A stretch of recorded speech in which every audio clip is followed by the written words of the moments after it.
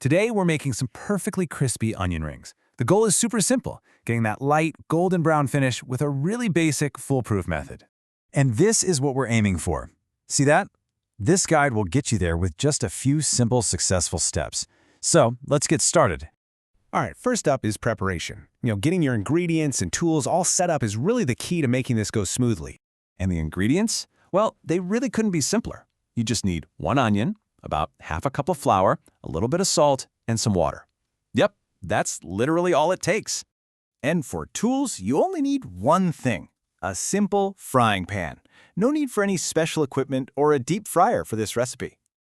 Okay, so the very first thing we're going to do is get that onion ready. Let's take care of that before we even think about the batter or the frying.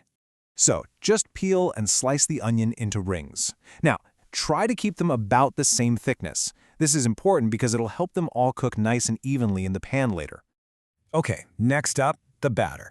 And I gotta say, this is probably the most important part for getting that light, crispy texture we're really looking for. Right, so in a bowl, just combine your flour with a little pinch of salt. Give it a quick whisk to mix it all together. That's all you need to do to make sure the salt is spread out evenly. Okay, now before we add any water, let's talk about a really common mistake. If your batter is too thick, you're gonna end up with heavy, soggy onion rings. So here's how we're going to avoid that. The key here is to add your water really slowly. See that? A thin little stream while you keep whisking. This gives you total control and makes sure the batter doesn't accidentally get too thick. You want the batter thin enough that it just coats the back of a spoon. See how it runs off easily but leaves a light film? This is correct. That's the perfect consistency right there.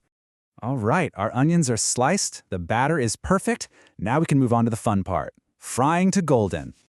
Go ahead and put your pan on the stove and set the heat to medium.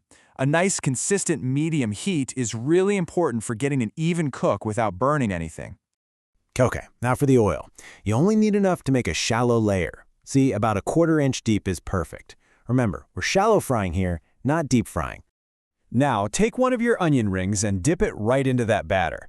Make sure to turn it over so it's completely and evenly coated, and then let any extra batter drip right off. And now, very gently, place that coated ring into the hot oil. Always lay it in the pan away from you, just to make sure no oil splashes back. You'll see gentle bubbles forming around the edges almost immediately. That's how you know your oil temperature is just right. Let it fry on this first side for about 1 to 2 minutes.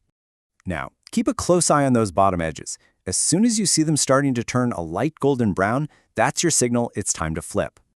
So, using some tongs or a fork, just carefully flip the ring over to cook the other side. Now, the second side usually cooks a little faster, so once it's that same beautiful golden brown color as the first side, it's done. Go ahead and lift it carefully out of the pan. And there you have it. You just repeat that simple process for the rest of your rings, and you get the final result. And here they are. Look at that. Perfectly crisp, golden brown onion rings, all ready to eat. Just notice that light, delicate coating. Okay, the final check is the texture. The outside is crisp, and when you pull it apart, the onion inside is soft and cooked through. The center is soft and set. This is correct. And that's it. It's a method so simple you can get a perfect result every single time. Enjoy your homemade crispy onion rings.